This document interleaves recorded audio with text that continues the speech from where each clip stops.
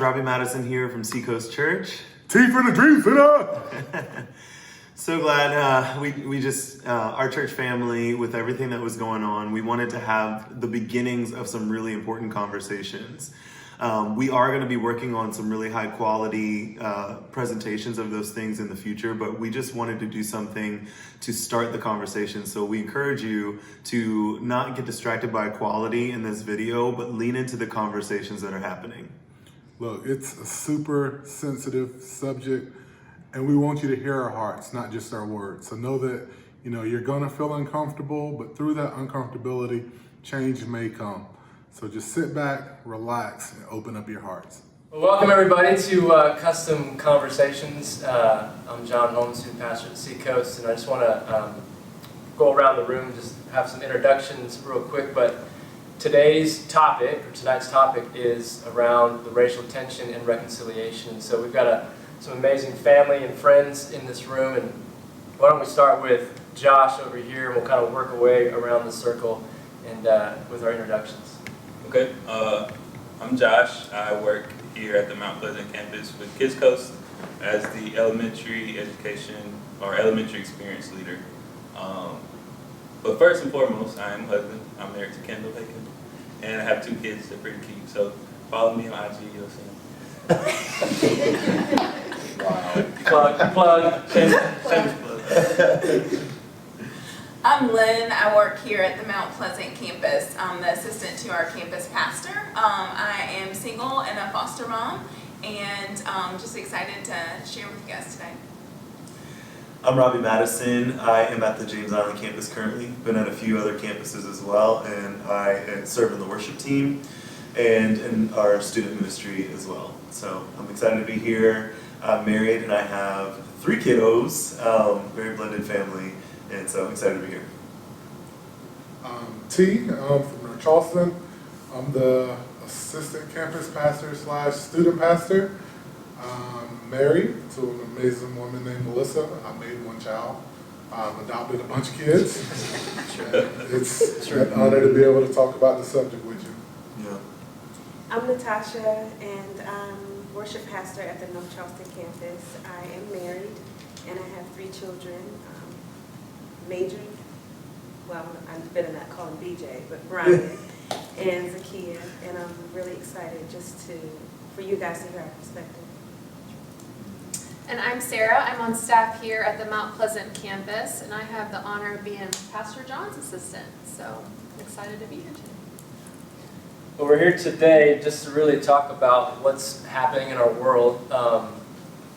Today is, what month are we in? We're in June. Coming out of a time of quarantine with COVID, so whenever you're watching this, and then also right now, there's just some heightened tension in our world around race and around some of these things we're going to be talking about today. And so I mentioned to a few of you that I don't necessarily know where to start, but I want to start. I want to teach this generation, since mostly we work with students, and this is for students. We want to teach this generation what love really looks like, and how to honor and respect each other. And so, again, not necessarily sure where to start, but want to start. And so would love to just kind of open it up and kick it out of kind of how can we start? How can we teach a generation what they need to know? First of all, I think that the important thing is realizing that we are in a time where people are listening, and the eyes are now on issues that have lasted for generations. And people are hurting in ways that we have not wanted to acknowledge or approach.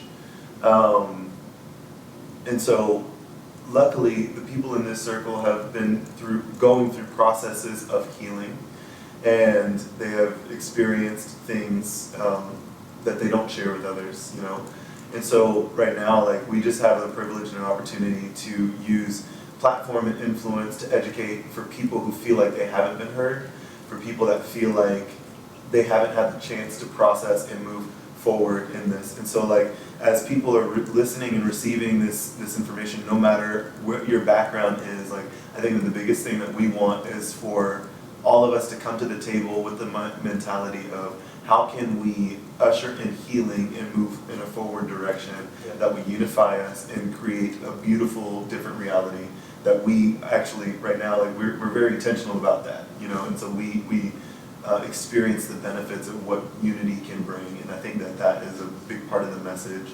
the start to the conversation. Some of it is hard and it's ugly that we're going to probably talk about, but that's the necessary part of it. One of the main things I've heard from people who want to say something and want to do something but don't know how to do it, is that they don't want to say the wrong thing, or they don't want to offend this group or have this group dislike you. But that's just going to happen. I mean, that happens in everyday life. You could talk about a sports team and offend somebody. So this is a heavy topic that's been going on for a while. So you have to be willing to embrace that there's going to be conflict, and all conflict isn't negative. Just because it doesn't feel comfortable doesn't mean something good isn't going to come from it. As the people of God, we've got to, like, love covers a multitude of sins. So as we offend each other and as we are offended, we have to learn to have grace and to just navigate through that. Like, if someone's trying to learn, if someone's trying to understand where you're coming from, but they don't use the right language, just give them grace in that, and coach in how that would have come across better as we're having these conversations. A post somewhere, and it showed like a chemistry set, and it said fear plus ignorance, and then it was kind of like boiling and cooking, and then kind of dripping into a bottle of hate. How does that land on us in this room? Is fear a big issue amongst race? Is ignorance? I know ignorance is a massive issue, because you don't know my story, I don't know your story, but the goal is to try to get together and hear each other's hearts and hear each other's story. Anything around that? I would say yes. Fear is a huge deal for me. I have two boys. One is 4, one is 13, and I know 13-year-old, he'll soon start to drive. And I'm thinking, we're going to have his license, his registration, his insurance card, like, on out. It can't be in the glove compartment, because how would he try to explain that he's not reaching for a gun if he gets pulled over? So that is a conversation that I have to have with my child, because in reality, like right now, he could be faced with that. He could get pulled over and not survive it. That's just our reality. So I have to prepare. What I could say is, for the kids, just know that when you look at my brown boy, he's kind, he's generous, he's sweet. And I can fill his head with all of these positive things about him, but when we open up the door and we walk outside, it's not going to matter how kind and gracious he is because of his brown skin. And so I have to prepare him for that. So it's like you tell him a positive thing, but then somebody may not see you in that way. So you have to prepare him. Yeah, I have to. I've had the opportunity to teach Brian in multiple areas, but for me it's been interesting because even in his school setting, like in his class, I think he was the only black student, which blows my mind that he was the only black student in that classroom. And for me, as an educator, going in, when I see one black student in a classroom filled with white people, like nobody has like even a second thought about what he feels like. You know, like how he may feel singled out, or like the thoughts that might go through, but also on top of that, the conversations that are being had with that boy behind the scenes to say, hey, look, you shine bright for all of us, you know? And that's the thing, like one of my friends made a comment and said that like as black people, we feel like we are tied together, we are family. And that's not just in the United States. I've been in other countries, and you know, black people in other countries, when they see you walking in the street, they're going to make eye contact with you and they're going to greet you. You know, there's just a connection that we have. And so when I see a young black man in the school system, and if I see him getting too angry or something like that, I want to process with him, and I want to tell him, like first of all, you have to get this in check, because they're not going to see you like I see you, you know? And not only that, but also like we have to create a better future for each other. And it's a shame that I have to have that conversation with young black men, but it's a reality at the same time. I feel like on top of the fear, there's also a lot of pressure. Yeah. Because I remember having people look at me and say, you represent all these people that I don't even know. Right. And if you mess up, everybody's gonna think all this stuff about them for the rest of their life. Because you might be the only black person they ever meet, interact with, and I don't feel like people understand how that can affect your performance in other areas. Like if I'm in school, if I'm at CUC and I'm the only black person in class and I'm having to sit there and like, all right, I don't want to look bad, I don't want to, how am I supposed to focus on what the teacher is saying? No wonder my grades are lower, you know, like it's crazy. There's so many instances like that where people don't even consider the mental, like just the mental state, the stressfulness. And I don't know if I can say this, but I made a joke the other day. I was like, you wonder why so many people smoke weed and stuff. Like, they are stressed out. Like, you can't walk around constantly on edge and to be expected to perform at a high level. Like, you have to numb it. You have to self-medicate. You have to do something. Or you go out and start rioting and stuff like that. And that's a whole nother issue that people are talking about right now. So, I had a lot of black friends, and I had no clue what they were walking through, what their internal struggle was. I thought we were all kind of the same. We had the same, middle school issues and then high school issues, and I never really. I don't know if I was sheltered, and we were kind of just all trying to survive through those middle school and high school moments, but never was given the opportunity to have those conversations. And now you see what's like, I'm 43 years old, and that's like 30 plus years ago. Yeah. And there's still this tension.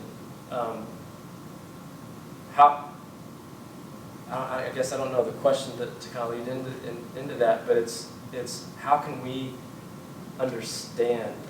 And you're sharing a bunch of that, and I hear this statement, I don't see color. But I've also heard that you need to see color. You need to honor and respect the differences. Can anyone speak to that? I mean, Miles said it best when he said, when you say you don't see color, you basically just take everything that me and my forefathers have went through and you disqualify it. Like, it's a difference in my life and your life because of how I look at how you look, and it's not your fault. It's just how society has made it. And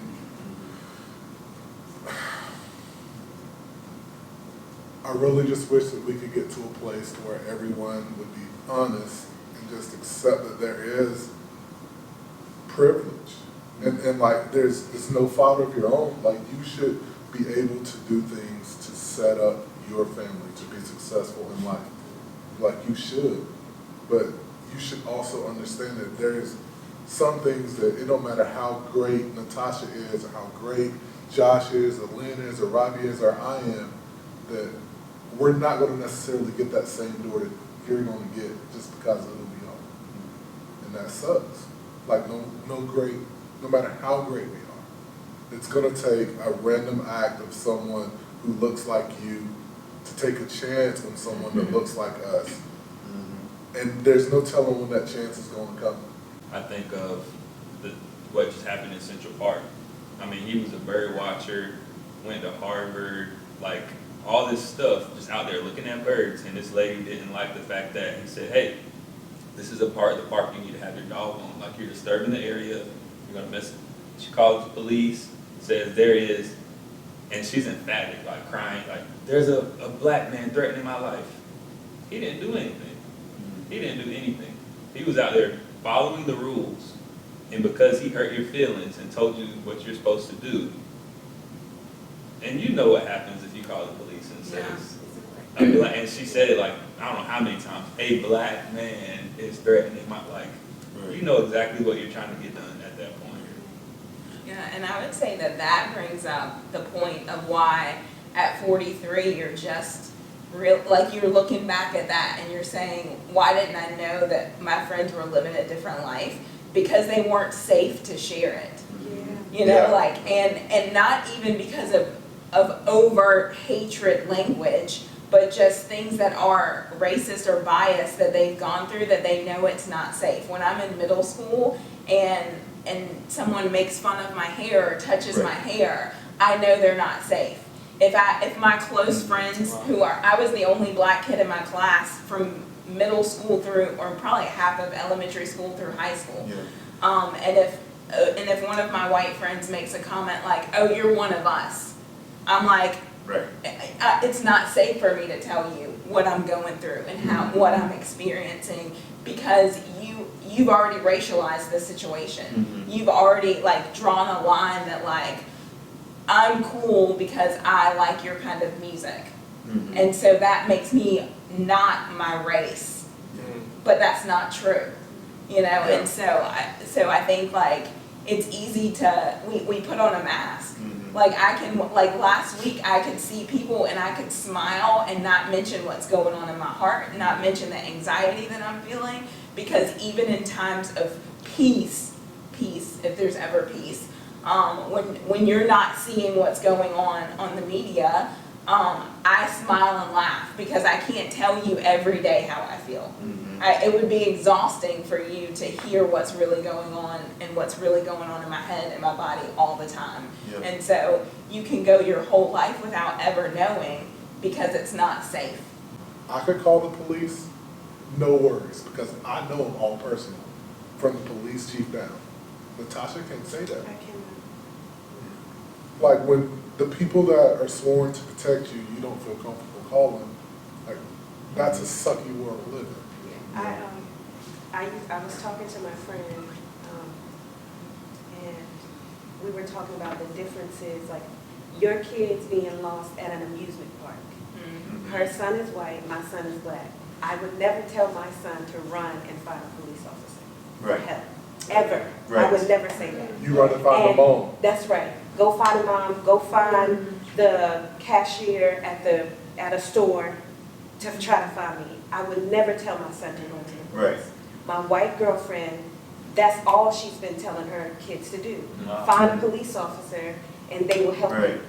That right there, just those two differences, it separates us. It's a world of difference of how we're raising our boys, our girls, compared to you all. It's just and that's and to comment on that, because I think some people take statements like that and they make it a bad statement and say, well, don't teach your children that. But that within itself is white privilege. What does it feel like to actually feel safe in the streets? Because it's got to feel better than being hunted, you know.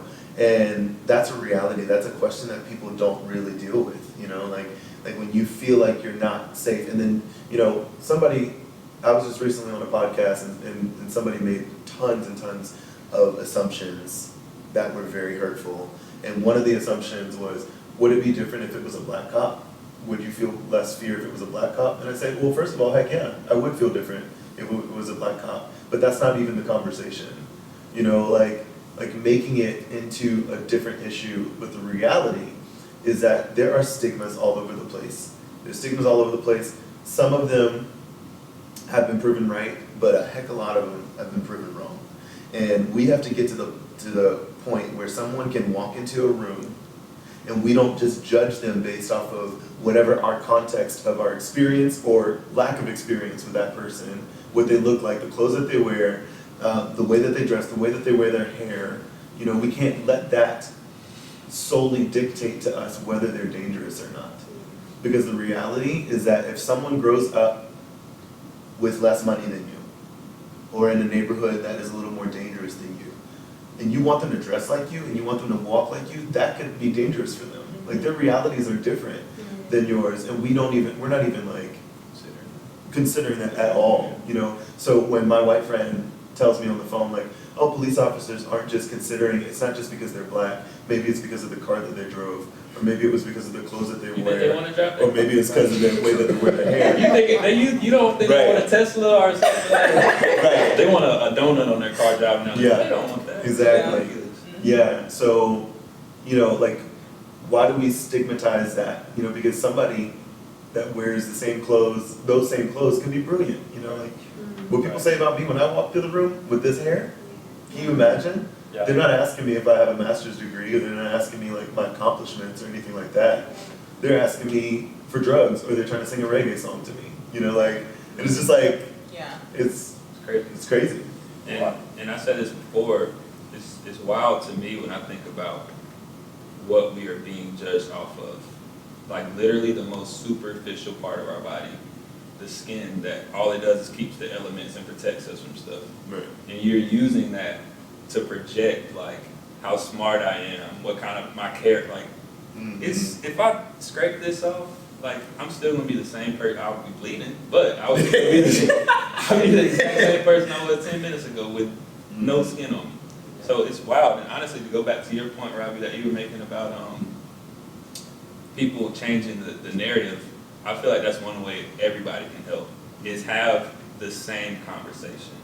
Like if we start talking about anything, like if I'm talking about Michael Jordan, you're not gonna come up and start telling me about your grill. We're talking about Michael Jordan. Right. If we're talking about police brutality, don't say, well, I got bullied when I was a kid, and but like, Right. okay, we can talk about that because that's important and everybody hurts. But let's have one conversation at a time so that everybody feels heard and everybody can address their issues. Because I was telling somebody earlier, I had a student, I taught her when she was in 5th grade, she's in high school now, and she made a post about how basically she was sexually abused by her father, and she's white. She was like, I had a huge problem trusting white males for the longest time, but why is nobody addressing the millions of kids being sexually assaulted? Like, we never talk about this. And I almost cried. I was like, you know, you are completely right. Like, I'm not even mad you put that. At the same time, it doesn't take away from the fact that we still need to be talking about this, because this is a huge issue as well. So we can talk about both, and we can do something about both, but we don't have to push one down Right. to bring another one up. Yeah. Like, we can help everybody, because until everybody is helped, we're not our best. Right. Yeah. So what's a way that we can become a safe person? Like, what are things we can say or do to show you that we're safe, and maybe things we do that we think are safe but come across the opposite? Conversation to one of your friends of color is to just reach out and say, hey, how are you handling all of this? How are you doing? Just that in and of itself. Not coming in with opinions about what you think is going on, but just reaching out and saying, hey, how are you doing? I can't imagine how you must be feeling. How, like, what's going on? Just asking that, then you have opened up the door to them sharing, or now knowing, and they might not open up everything. I don't do that. I get those texts and I say thank you so much, but now I know that that's open for a conversation long term. And so I think that's one great way, especially with the climate right now, is it's in the forefront. And so that's something that you could do, is just reach out and say, how are you doing? Or ask the question, is there anything I can do for you? Like, help me see one thing that I can do to help you, that I can do to support you, and that's going to open up the door to things that you may not even know about your friend. Yeah. The rioting that's happening downtown. I am not, I will go on record to say, I'm not a fan of people's buildings being broken into and all that stuff. But at some point, there is a such thing as a necessary evil. Like, when you think of the Boston Tea Party, you don't think of it as a bad thing, but it's the same thing. Like, they were at a point to where they didn't feel like they could do anything else, so they had to make an action step to be seen and heard, and it led to a great thing in America. And I think that, yes, while this is a terrible thing to happen, it got the attention of a whole lot of people, and we need to make sure that we take this time and see it for what it is. Like, we need to make that necessary change to make make America great again, if that makes sense. If you really want to be a safe place, you have to make the decision that you're in it for the long haul. Yeah. Like, it's not going to be a quick fix. You're not going to have one conversation with one person and feel okay. Like, if you really want to, it's just like Christianity. Like, you made that decision and then you're along for the journey for the rest of your life. Like, there is no end. You're just trying to make it better. I don't want this to feel like, well, we did a good job by making a YouTube video Right. and posting it and not going back to this. Like, this has to be something where we bring healing and how healing comes into this nation, you know. And again, we're in this thing for the long haul, and conversation. But where does conversation? How can we move from conversation where we should continually have conversation to action, getting things actually done and shown? We all talked on Saturday, and we all made statements, and we didn't all agree. Yeah. You know what I mean? So don't think that just because Natasha said it, it's law for all blacks and minorities. It's not. But it It's the is. same- I'm just like, I mean, Natasha said. So it's gotta be the truth. The gospel, Tasha. Right. No, but to help, like an action step, like, the same mom that I was talking to about, okay, the difference in our conversations, she's also sat her sons down, because they're good friends with my son, DJ. And so Brian. And so they've had conversations with their children, like, you do understand that if you guys are playing in the yard or y'all walking down the street, that people will see Brian differently than they will see Will, okay? And so knowing that, you need to be protective of him, like making sure y'all are doing the right thing when you're walking down the street. Like that you're not like egging houses or something like that, because most likely Brian will get blamed for it, but it was all of y'all. So I think if you want to make a change and have action steps, like your parents are gonna have to be involved, because they're gonna have to help teach you how to do this, how to invite Brian to your house. You know what I'm saying? Like, it's more than just y'all coming here for one night and then you're going back to your homes and it's safe and secure and you're fine. But invite him to your home, allow him to be in your neighborhood. If it's an all-white neighborhood, like, people need to see white and black hanging out together. yes. Like, that is not a foreign thing, or Celebrate diversity. exactly, Yeah. you know. So that's a way to help. But I know a lot of my friends who one parent thinks this is a big deal, another parent's like, I was about to say Fox News, like, get all the facts, like all that kind of stuff. Not to be offensive, I mean, Fox News is, I don't know, but I have my own opinion about Fox News.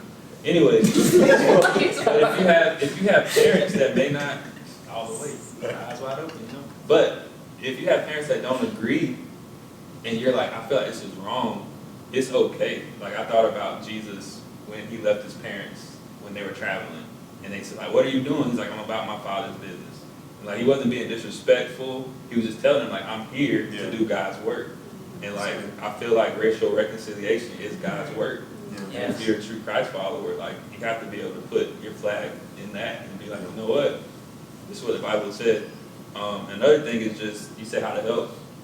I think everybody's at a different stage, like especially students, but everybody can leverage something. Like, you can leverage your time. You can definitely leverage your influence, like, because you're going to be around people I will never, like, that's one of the biggest things. Like, that is white privilege to a T. You have access to stuff I will never, like, in rooms I can't go in. You hear how people talk when I'm not around. Like, you can do a lot with that. Yeah. And also just share resources. Like, there's a ton of organizations. Like, you could start something. Like, you could, there's a lot you could do, but just baby action steps. Like, don't just post something or have one conversation. Like, if you want to see real change, you're gonna have to leverage one of those things. Like, to me, like he says, like, educate yourself. I think that's one category. Start having conversations, find safe people, create safe spaces. And I think creating safe spaces sometimes is like allowing people to say something that's going to be uncomfortable and saying something that's going to be wrong, but then follow it up by telling them, hey, don't say that again. You know, like, or like if you're talking to somebody that's not me, don't say that, because that's not that's not loving, and it will come off as offensive. Like teaching people how to be safe spaces for that. Unifying, like Natasha said, like, so my wife is half Caucasian, half Filipina American, and you know, we always share this story. Is like when we were dating, I said goodnight to her in my car, gave her a kiss, and I had cop lights, flashlights in my car, shining in my car. Put the window down. He leans over and asks her if she's okay.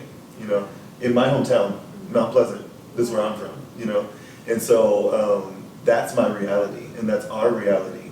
But that also makes it, you know, like she doesn't feel safe with me out in the street by myself. You know, but the reality is like the more that I'm able to create allies, the further we're gonna go forward. And I think that's the thing too, is like we have to remember that a big part of our goal is creating allies, educating each other, empowering each other, and then taking action. Looking at, you know, figure out like who are the people in your city that are already doing things. Like I think about the Dream Center, I think about you guys, Jeff Lineberger, I think about, I heard about an organization, Metanoia in North Charleston, and like there are all kinds of different things that we can jump onto already that already exist. People right now are hearing conversations and they think it's the first time these conversations are being had because they weren't paying attention before. Wow. But the reality is that people have been working on this for a very long time. And so the people that have been working on it, like I think that we gotta hit them up and be like, hey, I'm sorry I wasn't listening before, but what have you been doing and how can I get involved in that? Instead of just texting our black friend and be like, how can I help? Because they probably don't even know. So like, let's all get into it and do some research. And then when we find these like viable areas, like don't be like, oh, that's great that they're doing that. Like let's figure out like how to get involved in something. And it's not gotta be something super hard. Like, Natasha, do you have access to a pool? I You do? You got access to a pool? I don't. Like whenever I want. Do you have access to a pool?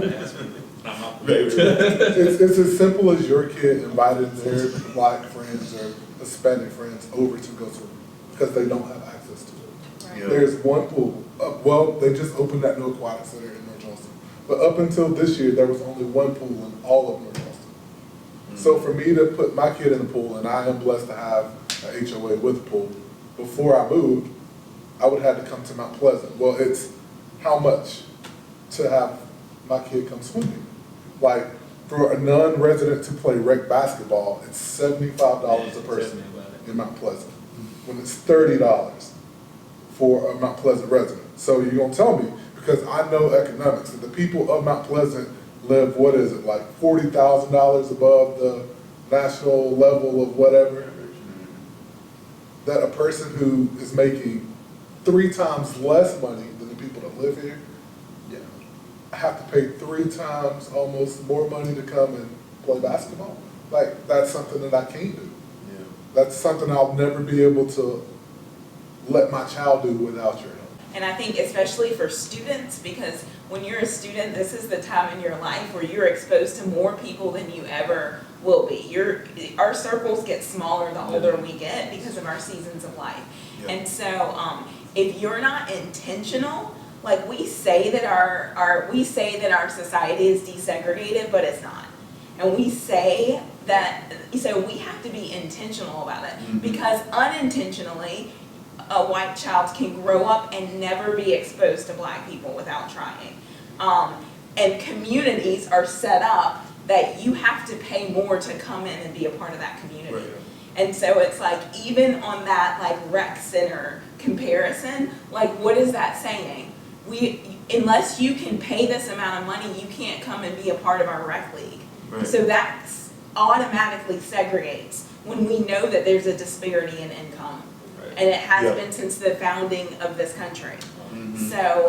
So you have to be intentional, and you have to ask questions like that. Yeah. Why does it cost $75 if you don't live in this town? Right. You know, why can't it just be the same amount or slightly more? Mhm. You know, 35 or 40. Right.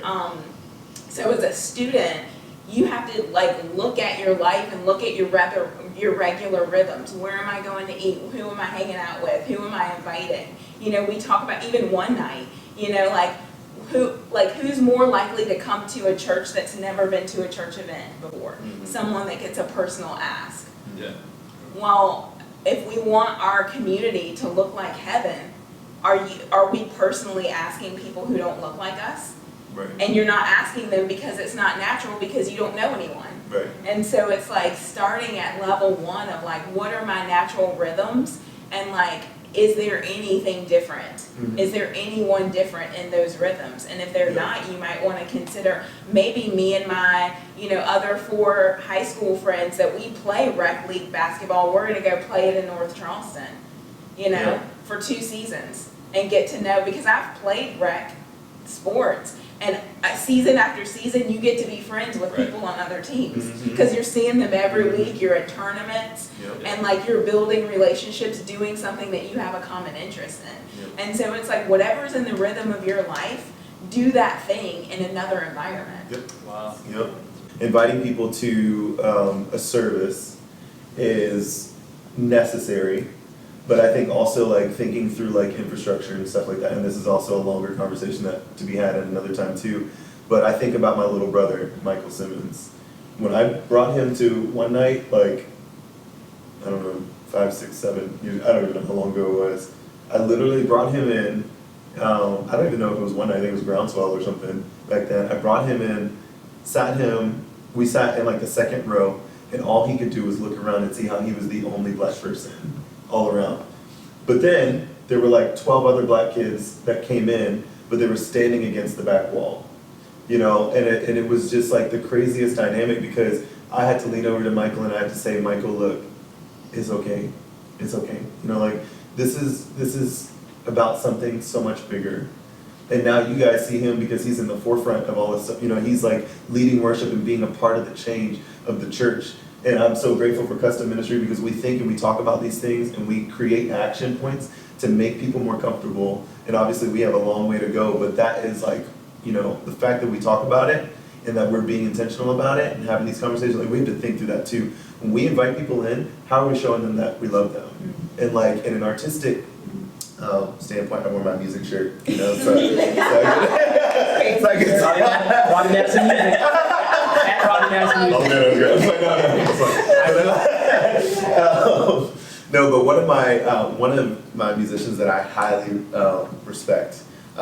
He's not even American. I think he's from the Netherlands.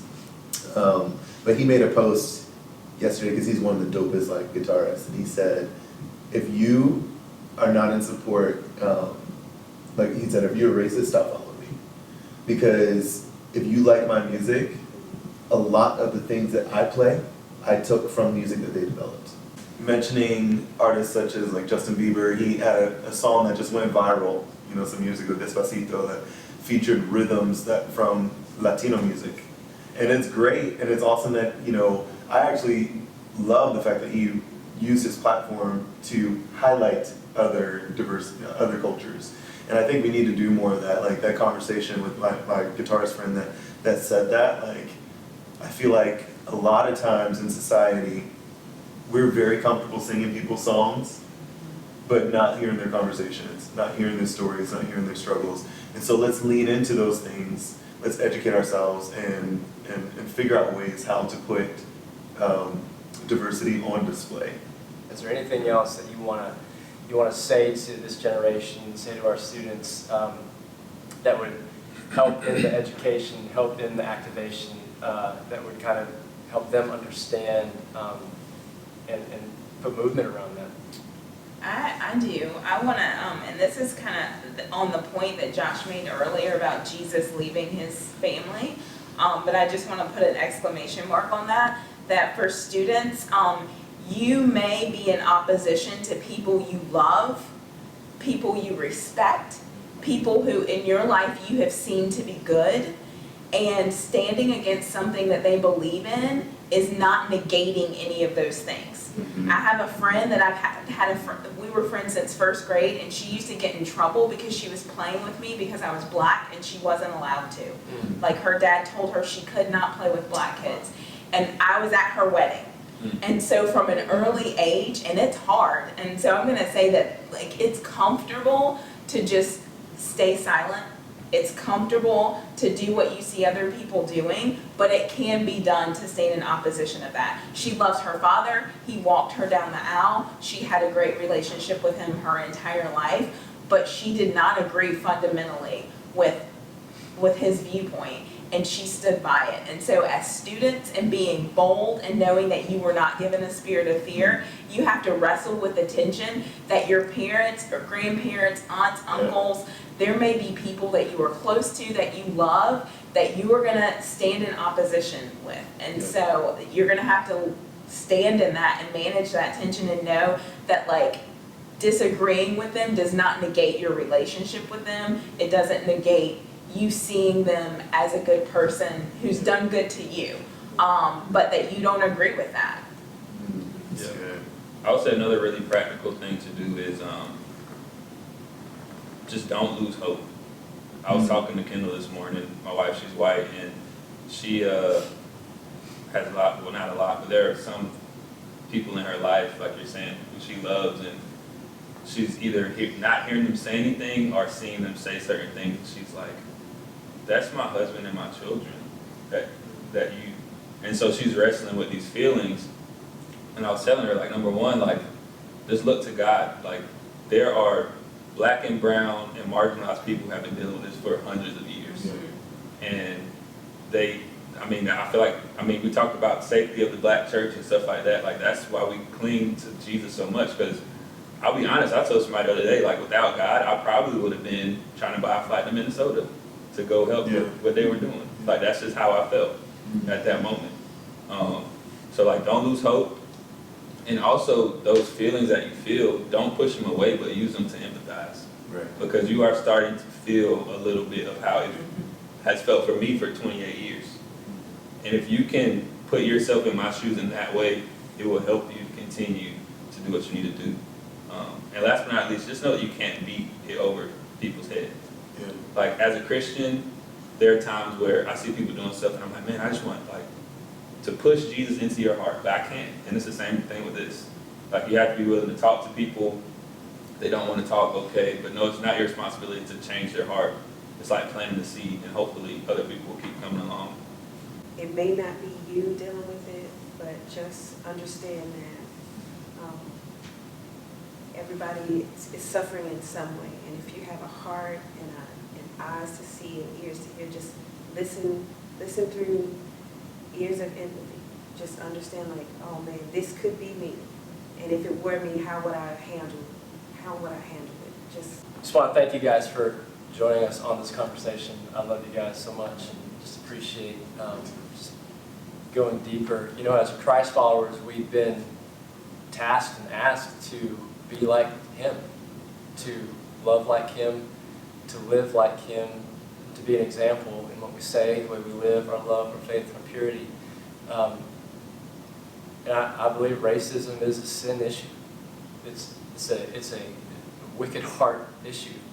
And to have the heart of Christ is not to have that heart, a racist heart, a hatred heart. So I would just challenge us to some of the action steps for us to get to know somebody who's different than you, and listen, and live like Christ, love like Christ, see like Christ. So until next time, love you guys, and this conversation is not over. We're going to continue and grow together.